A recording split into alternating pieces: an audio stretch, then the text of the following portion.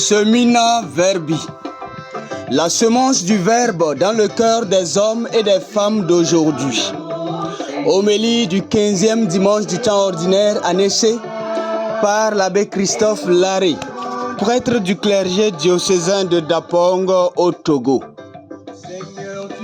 La première lecture est tirée du livre du Deutéronome, chapitre 30, versets 10 à 14. Le psaume 68. La deuxième lecture est tirée de l'épître aux Colossiens au chapitre 1, versets 15 à 20. L'évangile est de Saint Luc, chapitre 10, versets 25 à 37. Cette loi que je te prescris aujourd'hui n'est pas au-dessus de tes forces, ni hors de ton atteinte. Elle n'est pas dans les cieux pour que tu dises, qui montera aux cieux, nous la chercher et nous la faire entendre. Pour que nous la mettions en pratique. Elle n'est pas au-delà des mers pour que tu dises, qui se rendra au-delà des mers, nous la chercher et nous la faire entendre, afin que nous la mettions en pratique. Elle est tout près de toi, cette parole. Elle est dans ta bouche et dans ton cœur, afin que tu la mettes en pratique. Deutéronome chapitre 30, versets 11 à 14. Bien-aimés du Seigneur, en ce 15e dimanche du temps ordinaire, l'Église nous invite à méditer sur la loi de l'amour qui est tout près de nous, qui est dans notre bouche, dans notre cœur. Cette proximité de la loi d'amour est la preuve que le mal n'a pas le dernier mot et l'humanité entière est en marche vers son salut. C'est un salut qui consiste à vivre dans l'amour de Dieu et des autres.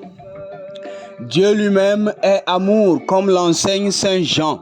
Voilà pourquoi la loi qui n'est pas au-dessus de nos forces est bien celle de l'amour.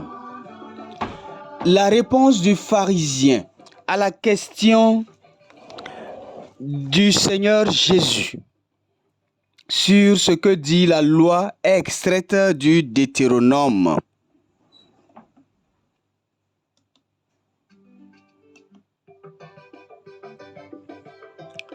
Tu aimeras le Seigneur ton Dieu de tout ton cœur, de toute ta force, de toute ton âme, de tout ton esprit et ton prochain comme toi-même.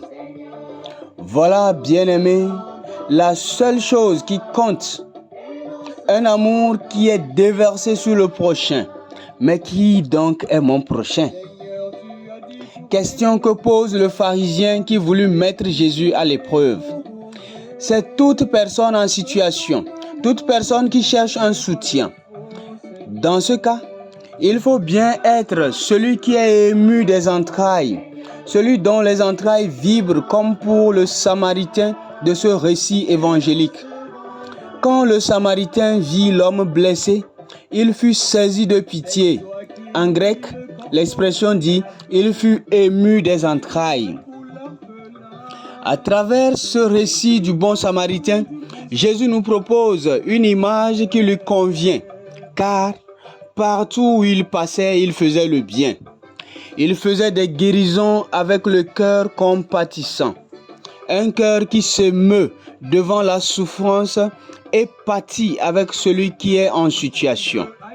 Cum patire, pâtir avec. C'est ainsi que le pharisien nous est donné en exemple justement à cause de son cœur qui se laisse saisir de pitié.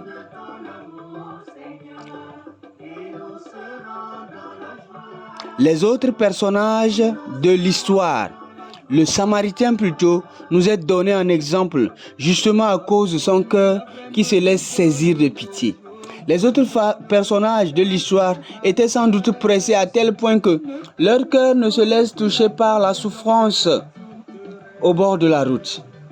Le pape François de vénérée mémoire eut à dire dans son audience générale du 27 avril 2016 que, je cite, « Sans doute, le prêtre a-t-il regardé sa montre et a dit « Je ne vais pas arriver en retard à la messe, je dois dire la messe. » Et l'autre a dit « Je ne sais pas si la loi me le permet parce qu'il a du sang ici et je serai impur. » Il change de chemin et ne s'approche pas. Ici, la parabole nous offre un premier enseignement. Celui qui fréquente la maison de Dieu et connaît sa miséricorde. Celui qui fréquente donc la maison de Dieu et connaît son enseignement ne sait pas automatiquement aimer son prochain. Ce n'est pas automatique. Tu peux connaître toute la Bible. Tu peux connaître toutes les rubriques liturgiques. Tu peux connaître toute la théologie. Mais connaître ne signifie pas automatiquement aimer. Aimer est un autre chemin. Il faut de l'intelligence, mais aussi quelque chose en plus. Le prêtre et le lévite voient, mais ignorent. Ils regardent, mais ne voient pas. Pourtant, il n'existe pas de véritable culte si celui-ci ne se traduit pas en service au prochain. Ne l'oublions jamais. Face à la souffrance de tant de personnes épuisées par la faim, la violence, et nous ne pouvons pas demeurer spectateurs, ignorer la souffrance de l'homme. Qu'est-ce que cela signifie? Cela signifie ignorer Dieu. Si je ne m'approche pas de cet homme, de cette femme, de cet enfant, de cet homme âgé, de cette femme âgée qui souffre, je ne m'approche pas de Dieu. Va, et toi aussi fais de même. Telle est la recommandation de notre Seigneur Jésus à l'endroit du scribe qui pose la question. Nous sommes conscients qu'à notre endroit aussi, Jésus nous donne cette même recommandation en ce jour.